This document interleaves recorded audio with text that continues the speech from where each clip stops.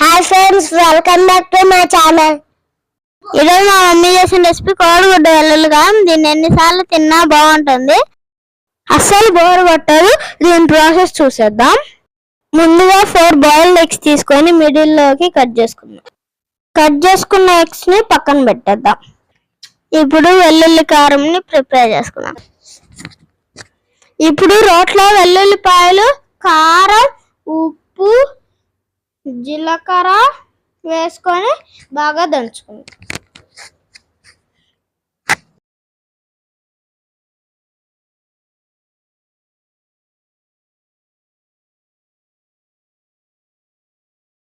ఇప్పుడు దంచుకున్న వెల్లుల్లి కారంని పక్కన పెట్టుకుందాం.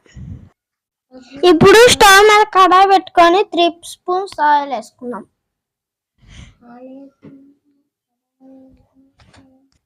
ఆయిల్ హీట్ ఎక్కాక పోపు దినుసులు వేసుకుందాం.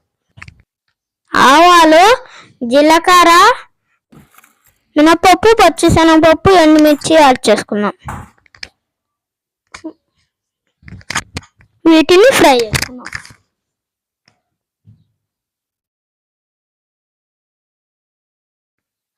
ఇవి బాగా ఫ్రై అయిపోయాయి. ఇప్పుడు ఆనియన్స్ యాడ్ చేద్దాం.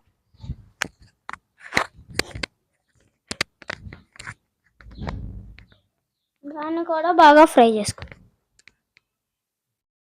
కరివేపాకు కూడా వేసి ఆనియన్స్తో పాటు ఫ్రై చేసుకుందాం.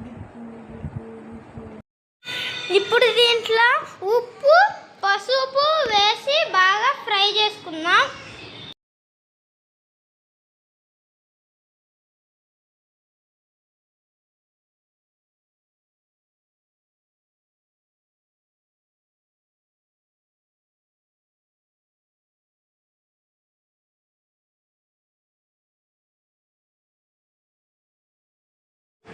వీటిని ఇలాగే 5 మినిట్స్ కలుపుకుంటూ లో ఫ్లేమ్లో ఫ్రై చేసుకోవాలి.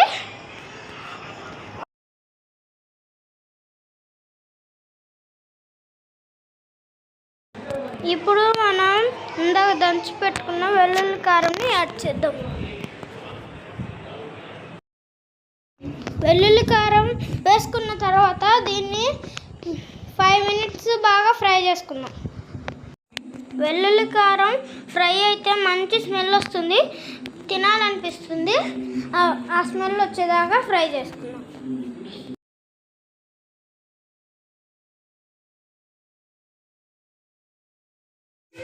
ఇప్పుడు వెల్లుల్లి కారం బాగా ఫ్రై అయిపోయింది.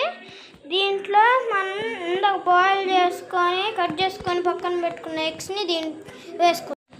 ఎగ్స్ని కూడా కొంచెం కలర్ మారే వరకు ఫ్రై చేసుకుందాం. ఫైనల్గా కొత్తిమీర యాడ్ చేసి ఒక 2 మినిట్స్ కలుపుకొని స్టవ్ ఆఫ్ చేసి సర్వింగ్ బౌల్లోకి తీసుకోవడమే.